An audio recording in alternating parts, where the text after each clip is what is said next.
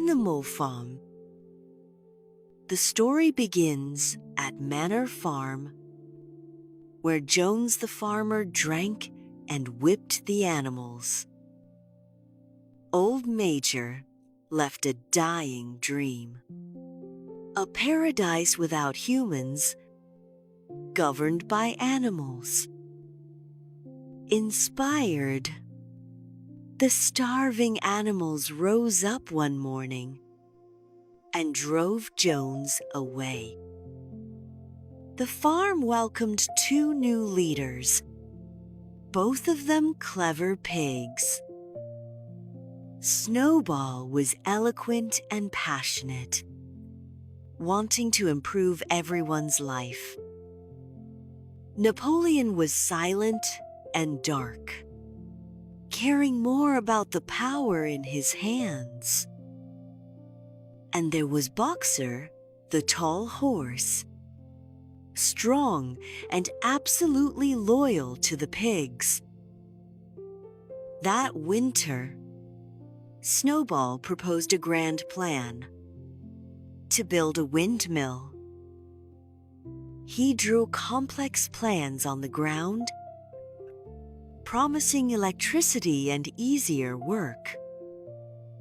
The animals longed for that future, but Napoleon strongly opposed it. Napoleon never drew plans. He did only one thing. He secretly took 9 puppies and hid them in the attic for training. On voting day, Snowball's speech won the cheers of all the animals. Just as Snowball was about to win, Napoleon let out a sharp whistle. A terrifying scene unfolded as the 9 hidden puppies rushed out. They had grown into fierce beasts, wearing studded collars. The dogs opened their jaws and lunged madly at Snowball. Chased through the mud, Snowball squeezed through the hedge and fled forever. Standing among the dogs, Napoleon canceled the windmill and ended all voting. Fear covered the farm, and no one dared to speak a word of opposition. Just 3 weeks later, Napoleon suddenly ordered the windmill to be built. His mouthpiece, a pig named Squealer, claimed it was Napoleon's idea all along. For this windmill, the animals began to work like slaves. Boxer worked the hardest, dragging heavy stones up the slope day and night.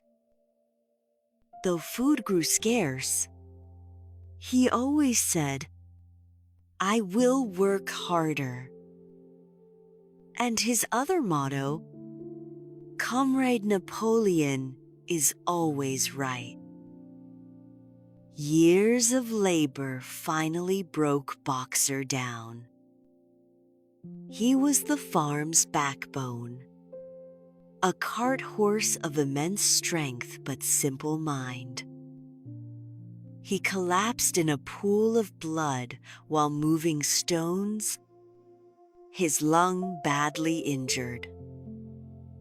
Napoleon said he would pay to send him to the best hospital.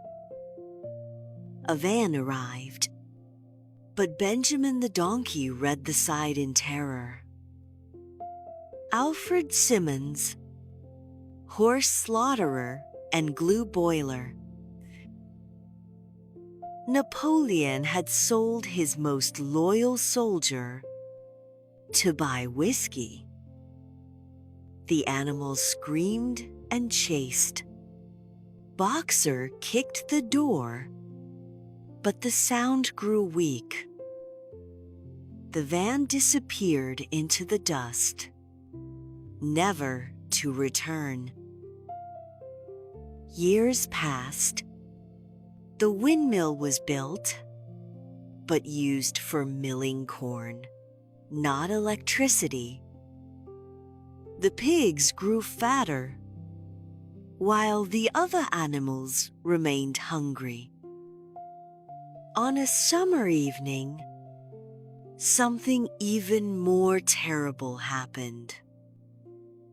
The pigs walked out on two legs, just like humans.